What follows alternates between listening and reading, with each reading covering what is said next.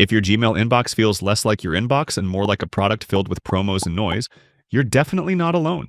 That exact feeling is why I quietly replaced Gmail and every other email app I used with Proton Mail. In this video, I'll show you what Proton Mail genuinely does better than Gmail, where it still falls short, and one limitation I only discovered after switching, something most reviews don't mention. Still, you'll definitely want to know before you move your inbox.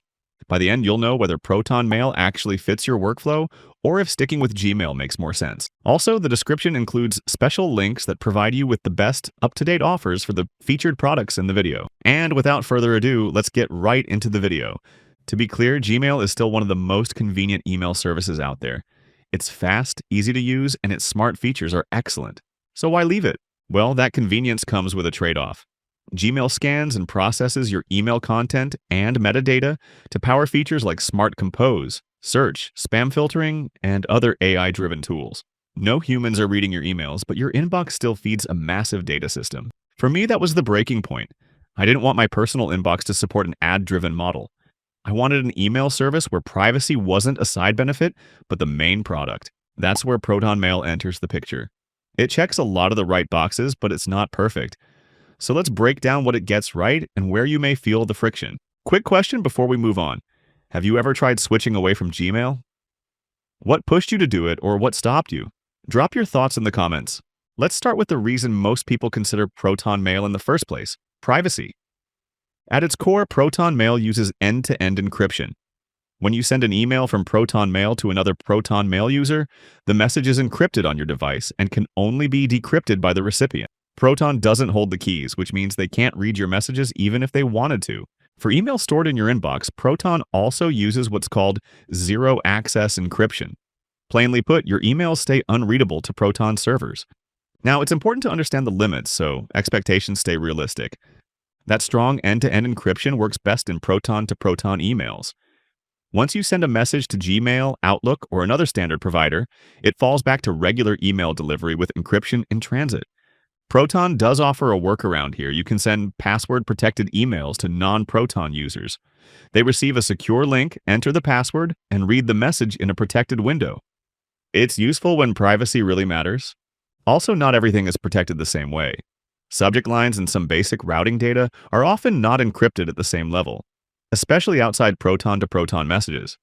That's less a Proton issue and more how email works today. Regarding business model differences, Proton states that it doesn't use inbox data for advertising, as seen in its privacy policy. That alone separates it from services built around ads. Still, privacy doesn't mean much if the service is frustrating to use. So let's talk about its level of usability and daily workflow. Moving from Gmail to Proton Mail is decent. Proton Mail's easy switch tool imports your emails and folders with just a few steps. In my case, my messages came over cleanly, and my labels were mapped well enough that it didn't feel like starting over. The interface feels familiar. If you've used Gmail, you'll recognize folders, labels, filters, archive, and spam handling right away. One key difference is the quiet feel of Proton Mail. It doesn't lean heavily on AI prompts, suggestions, or automatic sorting. Some people will miss that. Others, like me, will appreciate an inbox that feels calmer and more intentional. The web app has been solid in daily use, and the experience stays consistent across mobile and desktop apps. Now, remember that surprise I mentioned earlier? This is it. Coming from Gmail, I assumed I could plug Proton Mail into any desktop email client using standard IMAP and SMTP, especially on a free account. That's not how Proton works. To use Proton Mail with desktop clients like Apple Mail, Outlook, or Thunderbird, you need Proton Bridge. It's a small app that runs locally on your computer, decrypts emails on your device, and keeps everything secure. Here's the catch. Proton Bridge is mainly available on paid plans. Free users are limited to the web interface and mobile apps. So if your ideal setup is keep using Apple Mail or Outlook, just replace Gmail in the background. This extra step can feel restrictive, especially on the free tier. For me, it wasn't a deal breaker since I mostly use the web app and mobile app. But if your workflow depends on a specific desktop client, this is a real consideration. If Proton's apps fit your routine, you'll barely notice this. If they don't, this limitation might shape your decision. If this breakdown is helpful so far, a quick like really helps the channel and lets me know to make more reviews like this. Now, let's talk pricing. Proton Mail offers a free plan, just like Gmail. You get a Proton email address, limited storage, and access to the same core privacy features. For light users who want a private inbox, this may be enough. Paid plans unlock more storage, custom domains, email aliases, and deeper access to the wider Proton ecosystem, including Proton Drive, Calendar, and VPN.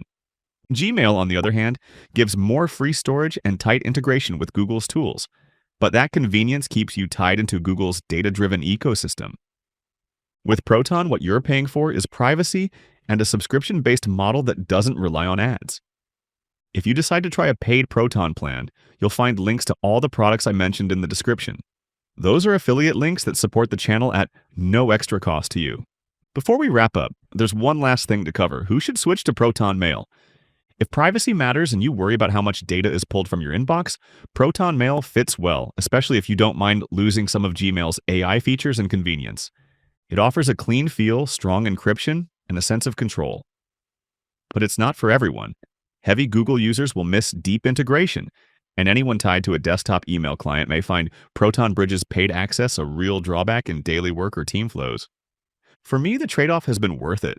I get an inbox that feels calmer, more intentional, and most importantly, not built around an advertising business model. If you're curious about how Proton Mail compares to other privacy-focused email providers, or you're just looking for the best Gmail alternatives in general, watch these videos. Thanks for watching, and I'll see you in the next one.